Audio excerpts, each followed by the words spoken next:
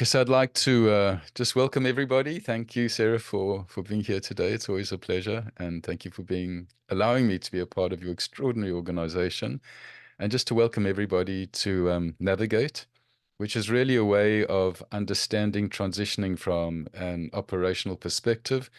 So it uses the language that veterans and current serving immediately understand, and it just facilitates a far healthier process. Today, what I wanted to look at was really, it's a very critical look in a positive way around both empowering veterans to know what to expect when they walk into a counseling situation, and to also address allied health professionals working with veterans and helping them to understand how to acculturate, find a language, step into the veteran's territory, and then from there work from a bottom up rather than a top down from their modalities, but work from the territory of the veteran. I know that when I first began working with veterans, I'd got an MA in clinical psychology, and it was very much a psychodynamic training. So I was very good at forming connections and understanding the movements within connections. And as a combat veteran, I'd already earned the right to belong to tribe. So the guys I was sitting with had a deep sense of belonging and trust. And in many ways, they weren't clients, they weren't patients, they were brothers. And I began predominantly in 2002 with the Vietnam generation boys.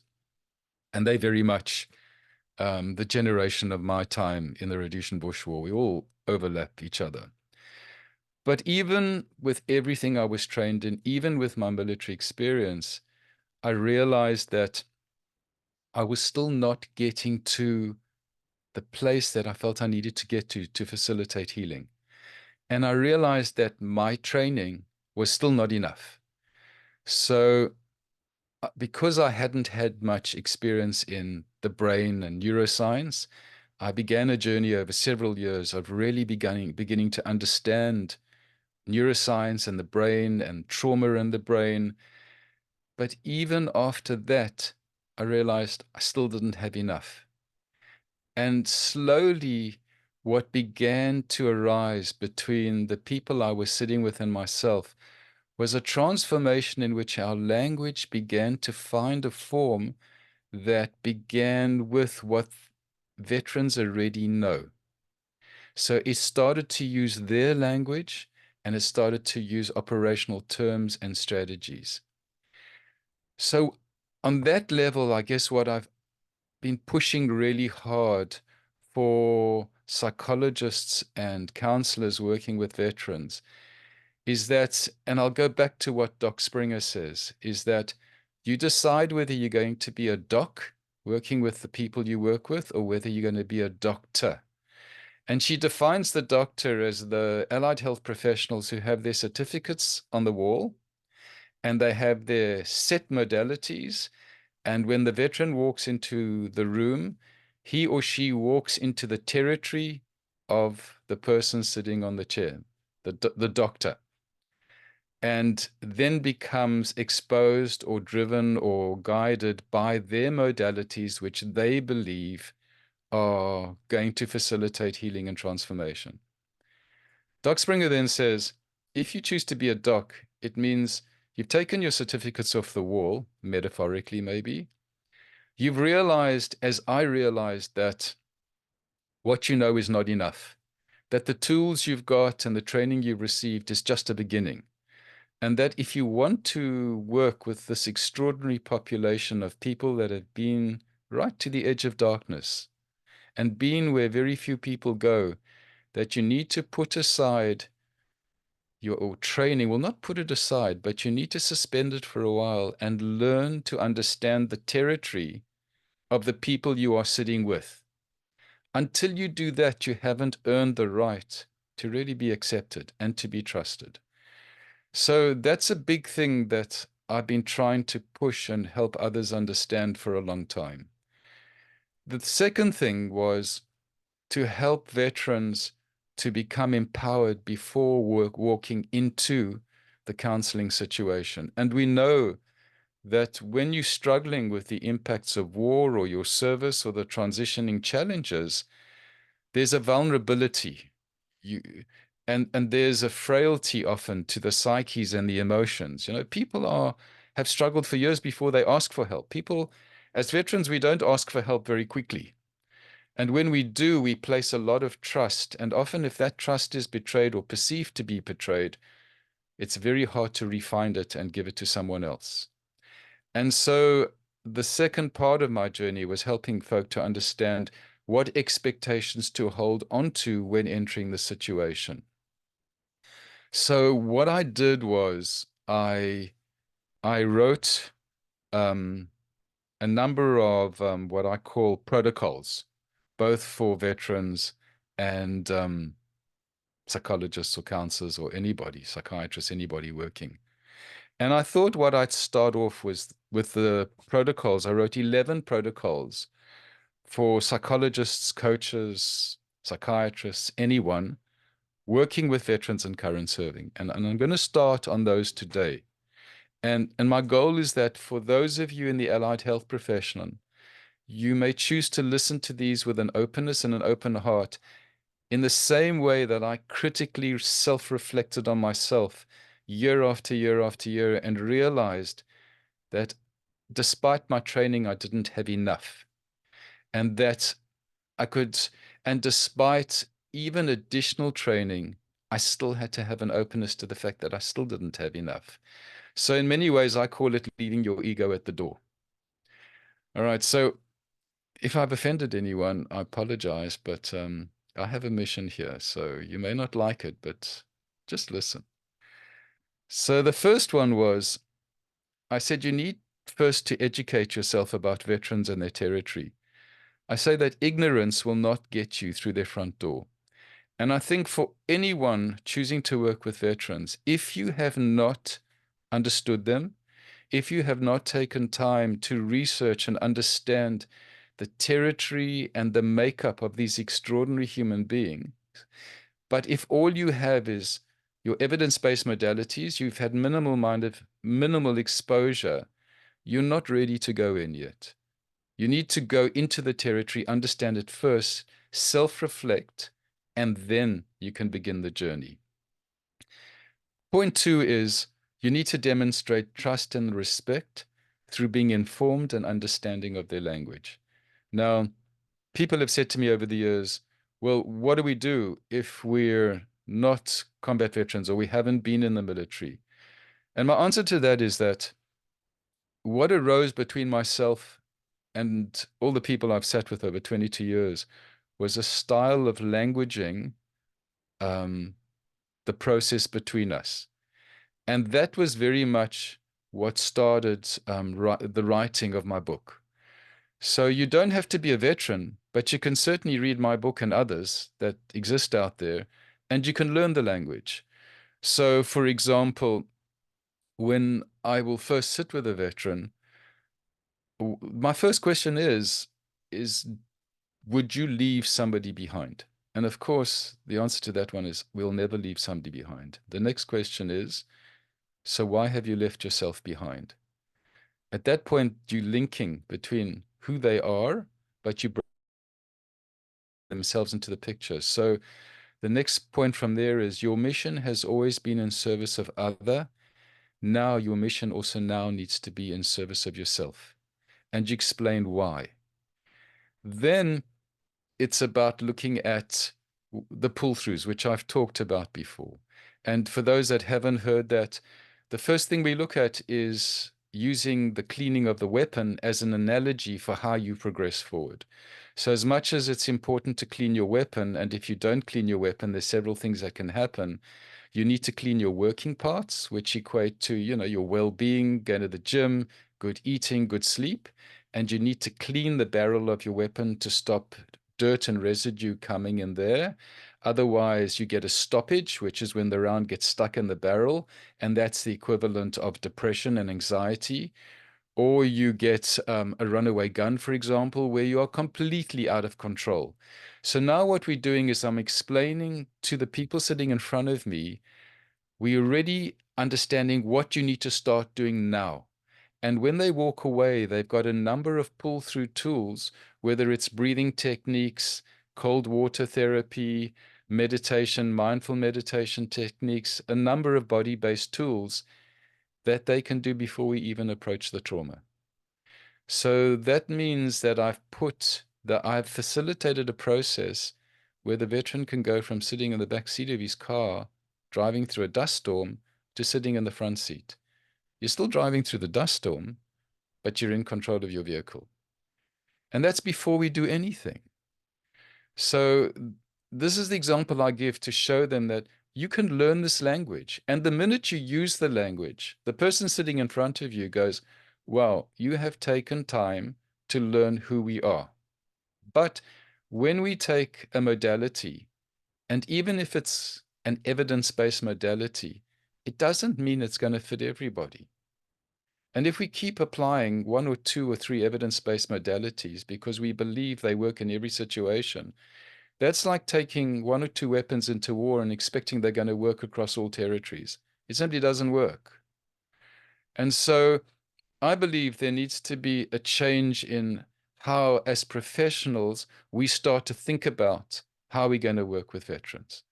And part of it is learning to step away for a while from our training and our background and understand and then look at what we need to do. And also, if necessary, broaden our training as I had to do. You know, I had a smattering of cognitive-based approaches, so I understood it, but I was fantastic at understanding the complexities of connection, but it wasn't enough. And even after years of brain and body-based neuroscience, it wasn't enough. So our toolbox is never enough. We constantly have to update it and adjust and adapt it as we learn more and understand more about the territories of the people we sit with. Point 3, I always say, ask yourself whether you plan to be a part of the problem or a part of the solution. And you know, I'm going to give you a lived example of what a part of the problem from the point of view of a professional looks like. Is that I had a guy come and see me. He was an Afghanistan boy. And I said to him, have you seen someone before? And he went, yep.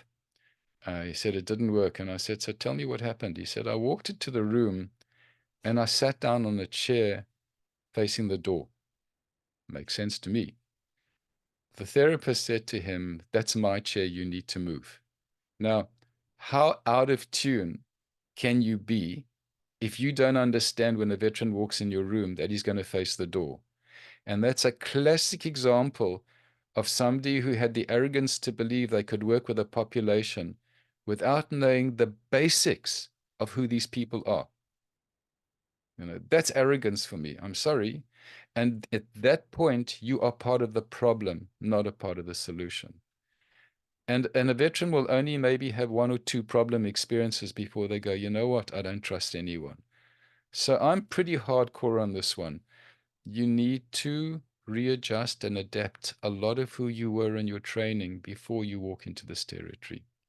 Point 4 is, this came in a moment of shit cheek, was listen and learn before you try preaching and teaching.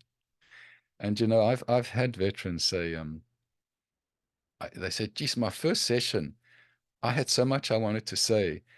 And 45 minutes of the 60 minutes was spent filling in questionnaires. I didn't have a chance to say a word. So what happens when we think measuring takes precedence over connecting? What happens when we think the numbers take precedence on forming trust and deep relationship with the people we're sitting over? You know, so these are sort of examples that I really hope people start to reflect on. Point 5 is assess the modalities to use, which I've talked about. All veterans are different. One size does not fit all. And simply using one evidence-based modality with one size fit all approach will not work. And I mean, I've seen that time and time again, where it's just, even though I've had people that use modalities in states of trauma or anxiety. And what I've said often in conferences is, I put up my hand and I go, excuse me, but that modality just to clarify, that's a frontal cortex. So that's the thinking, planning, organizing modality. Is that right? And they go, absolutely. And then I ask, well, if we're dealing with anxiety and trauma, isn't that like at the back of the brain in the emotional and the limbic system? And if that's kicking up, this one's shutting down. And they go, yep. So I go, so how come you're using a modality with the doors closed? It's like trying to break into a building with the doors barricaded, but the back door's open. Don't go there, go the back door. So, yeah, something worth thinking. Probably not. I'm probably going to be removed after this one, Sarah, but anyway, it's worth it. Um, I've said point 6 is try leaving your professional ego at the door. Get real and get human. Working with veterans is not a professional experience of working with patients. They are not patients, and neither are they clients. We do business with clients. We don't go on extraordinary journeys with human beings who can be deeply vulnerable and call them clients or patients. It's never worked for me. I'm sorry. These are human beings. And I think we need to start to see them because the language we use defines how we see people. Point 7 is don't expect compliance to what you think is best practice. You haven't yet earned the right to rank.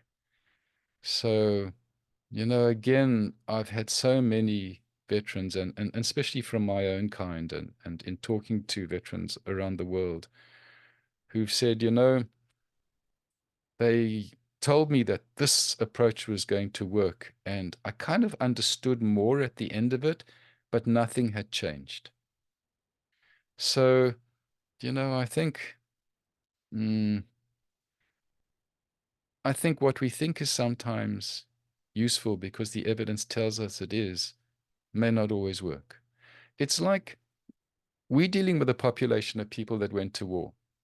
Before you go to war, you can have 101 plans and protocols. But the minute the first round starts flying, everything changes. Territory can change suddenly. So you're in a constant state of adjusting the tools you use. It's the same with working with veterans. We need to constantly adjust and adapt our tools. If there's a rigidity in the tools we use because we've been trained in 2 or 3 approaches, that rigidity may sometimes end you leaving up as part of the problem rather than a solution. Point 8 is degrees, like the certificates, as Doc Springer says. Degrees on the wall may equal smart, but your behavior and presence may still be anything but practical or valuable. Who you are and the informed care and respect you demonstrate mean everything. So I sometimes call a lot of the current training, and I'm not referring to Australia, I'm just referring generally, I call them technicians of the soul. And, technicians don't form authentic, deep relationships. I acknowledge that because of my background, it's easier. But my background, if you don't have that, it doesn't exclude somebody walking out of your room and saying, hey, brother, thank you, and I love you. If you get that, you've achieved your mission. But to get that, something has to change because that is not given easily. And I know Doc Springer talks about that love that she experiences in the journey and the relationship between the people she's sitting with. It is not a cold clinical endeavor. It is a mission of love working with veterans. Point 9 is who you are is more important than what you do. So what I say is sort out your people skills if necessary. Now, the large numbers of psychs I've come across who have the most extraordinary people skills. But I've seen people who are so stuck in the cold technical approach of using whatever modality they're very good at, that the person presence is thin on the ground. And, we're dealing with a population that are highly attuned to presence. They're highly alert to risk and to those that don't fit. So the capacity to connect at a deep human level, clearly still within professional boundaries, is critical. So if that's something you struggle with, or when you self-reflect on your practice, If you feel that maybe that's not happening, that it's pretty much a clinical process, then certainly with veterans, you may want to rethink that. Number 10, that one comes back to where I first started. A veteran entering your room is entitled to sit facing wherever he wishes. Move or vacate your chair if needed. So, the human being that was determined to sit on their chair, seriously? And I know this was a really well-trained clinician. But, we know that these things exist where you can't even attune to the fact that they need to face the door. And that's the tip of the iceberg. If we go below that, there's other things that demonstrate that lack of attunement. And finally, what I say is trauma is in the brain and the body. Think about extending your training and skill set to include brain, body, and neuroscience-based understandings and modalities.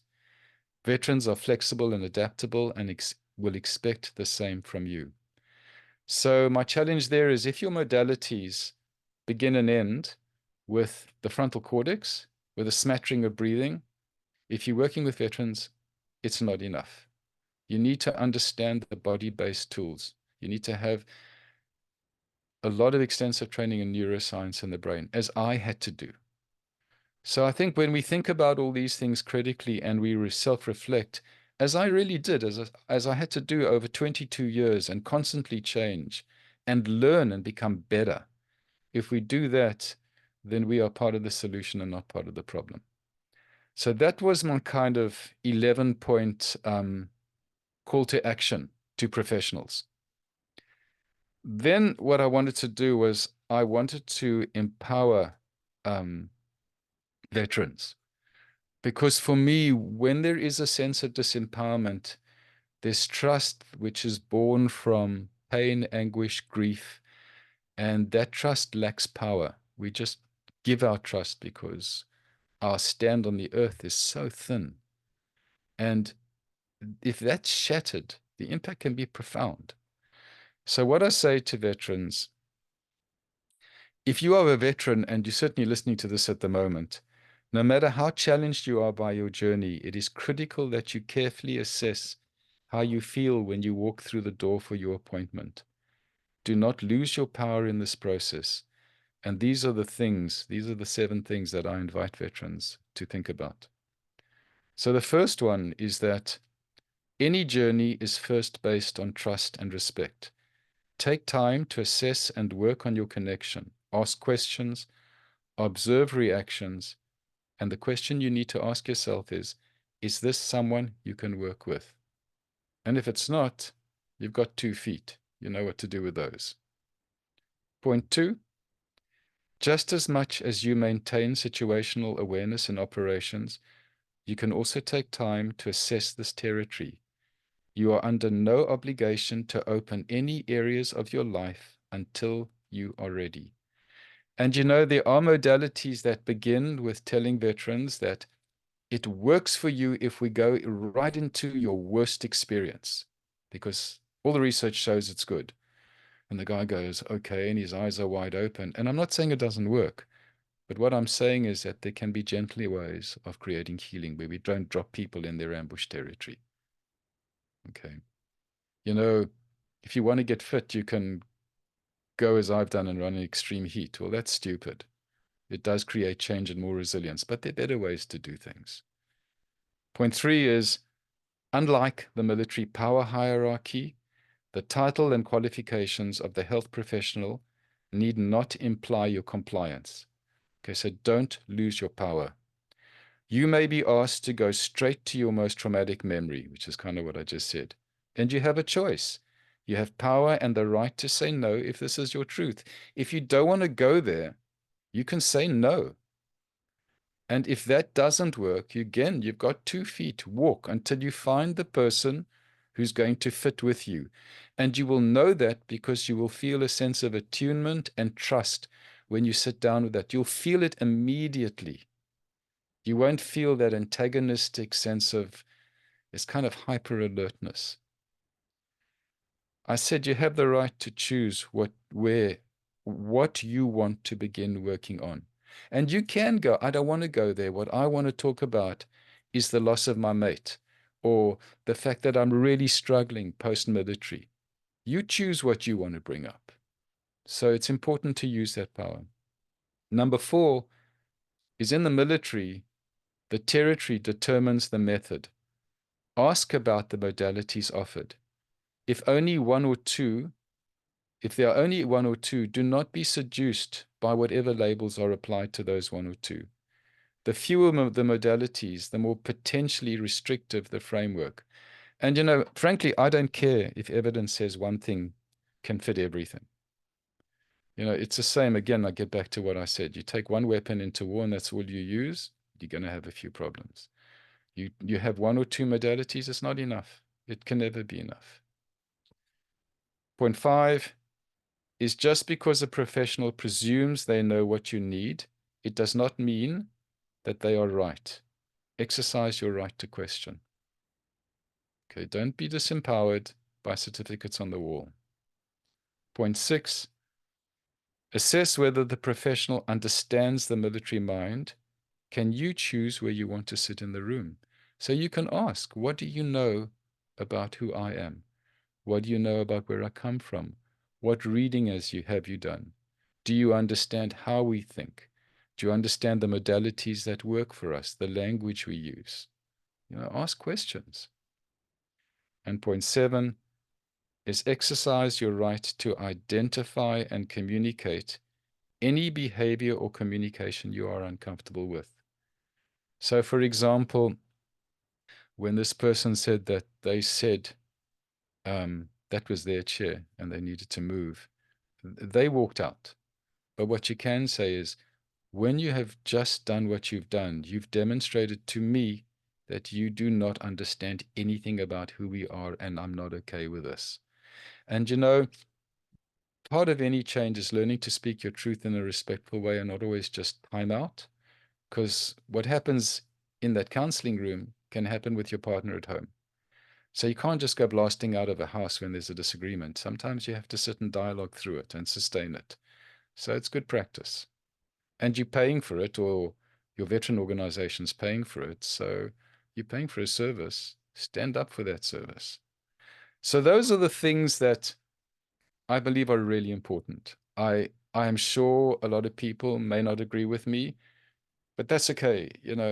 I I I love and appreciate these people that I've sat with. They are my brothers.